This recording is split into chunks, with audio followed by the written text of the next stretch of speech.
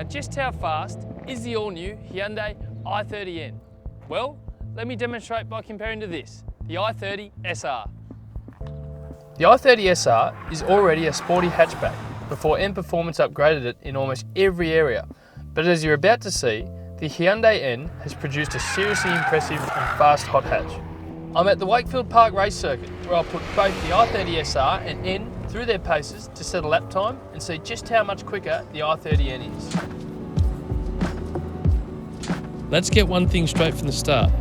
The i30 SR isn't built for the track. It's a great car for everyday use, and that's where it excels. But I want to demonstrate just how special the i30N is thanks to the work of N Performance. And as I'm about to demonstrate, the SR can certainly hold its own under the pressure of the racetrack. The i30 SR uses a 1.6 litre, 4-cylinder, turbocharged petrol engine producing 150 kilowatts and 265 Newton meters of torque. While that's less power than the i30N, that's really impressive for a small car designed for the road, not the track. But on the track, it doesn't feel out of place. Driving the SR, you get to understand why the i30N is so good. The fundamentals of this latest generation i30 are really amazing. It's such a well-balanced small car. Still actually reached pretty good terminal speed down the main straight, pretty punchy for a 1.6 turbocharged engine. Is it a razor-sharp track weapon like the i30N? No, it isn't. But it isn't trying to be one. This is a car built to pleasure every type of driver, not just hot hatch enthusiasts. But for what it is, it does a great job, and for a lot less money at only $25,590. The time we set in it would embarrass hot hatches from other brands. Now let's see what the i30N will do. The i30N gets a bigger, more powerful engine than the SR, with 202 kilowatts and 353 Newton meters of torque.